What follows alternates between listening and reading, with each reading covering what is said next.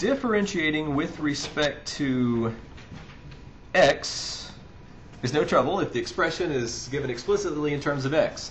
But if there's some other variables mixed in, we want to make it as clear as possible how to carry out this process. So let's see if we can make sense of this in example 2. And yes, I believe I have 9 distinct examples here. Hopefully I do. d dx of x cubed, exactly what we would think it would be, 3x squared. But d dx of y cubed, assuming that y may be a function of x, would be 3y squared, but the chain rule would have us multiply by the derivative of y with respect to x.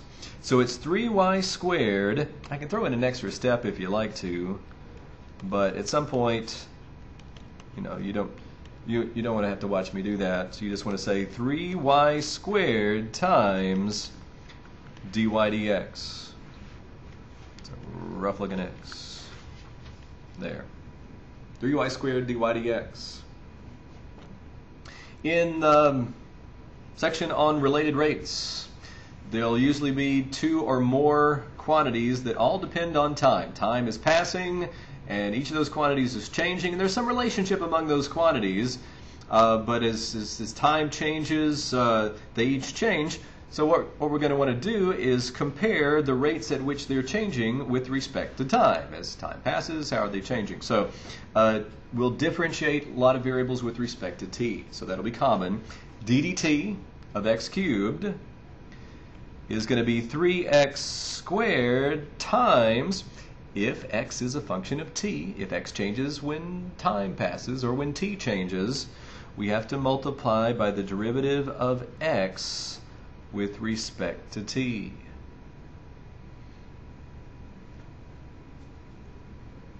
So basically I'm multiplying by d dt of x. And that happens when the variable in the expression and the variable with respect to which we're differentiating do not match, when one is a function of the other. d dx of sine x, well, that's easy. It may not be easy, but we've done it before. We've memorized it. d dx of sine x equals cosine x. How about d dx of sine y?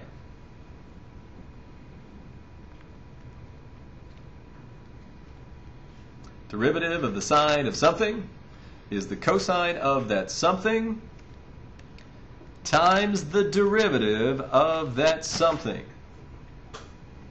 So we multiply by dy dx. And the t and the x do not match in d dt of sine x. So the derivative of the sine of something is the derivative of that something as well. It's, sorry, the cosine of that something, cosine of x, times the derivative of that something with respect to t.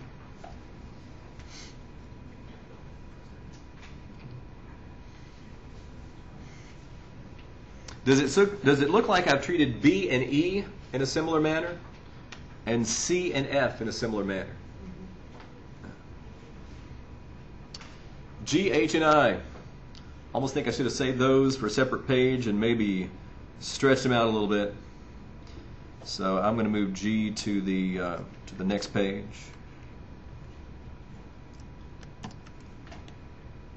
Maybe blow it up a little bit. I don't know if that helps. Not enough pixels there. d dx of x squared y squared. Are you thinking product rule? Yeah. We should think product rule. Because if it were just x squared, we could find the derivative of x squared. And even if we're differentiating with respect to x, if it's just y squared, we can find the derivative of y squared. So we have two expressions, each of whose derivatives we know how to find. It's the product of them. So it's the first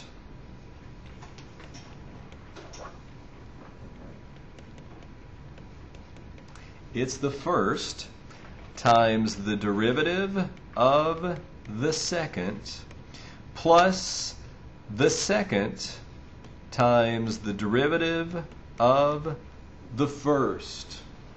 Product rule. And then individual derivatives that we have to find, we find them just like we found them in the previous examples on that page.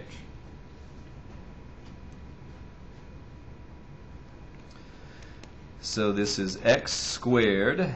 All right, d dx of y squared, derivative. There we go. 2 times that something times the derivative of that something with respect to x. So 2y dy dx plus y squared times 2x. And maybe clean it up a little bit, but not too much simplifying to do. 2x squared y dy dx plus 2xy squared.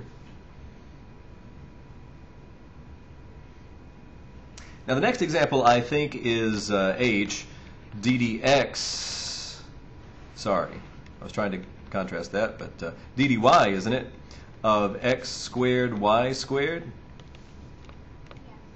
Ddy of x squared y squared. And basically we'll get the same thing except reversing the roles of x and y. Pick up all the x's and put y's, pick up all the y's and put x's. And it should look like this. Again, it's the product rule. The first times the derivative with respect to y of the second plus the second times the derivative with respect to y of the first.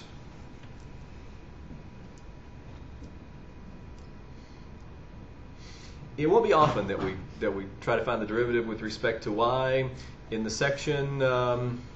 Actually, probably today, when we look at derivatives of some inverse trig functions, we'll find the derivative with respect to y.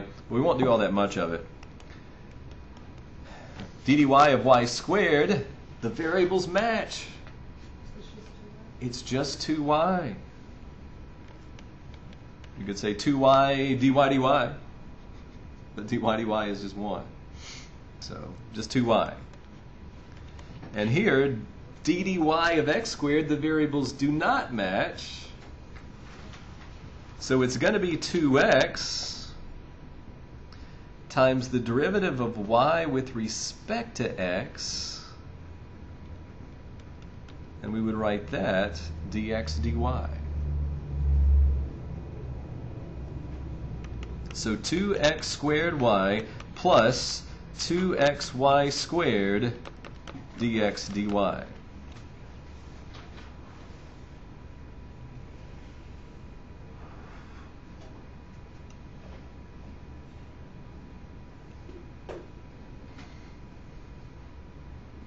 And the I part, let's see if there's enough room for this.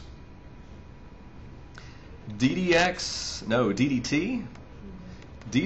of x squared y squared. Here x and y, perhaps independently, perhaps mutually dependent on each other and also dependent on time, are variables of t, functions of t. So it's the product rule, but there's a little bit more going on. There'll be a dx dt and also a dy dt in our final answer.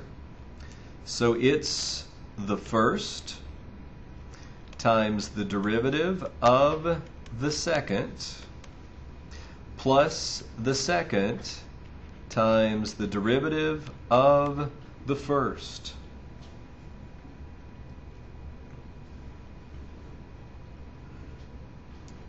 So x squared, derivative of y squared with respect to t, is going to be 2y dy dt. And then y squared times the derivative of x squared with respect to t. It'll be 2x times the derivative of x with respect to t. And we write that dx dt.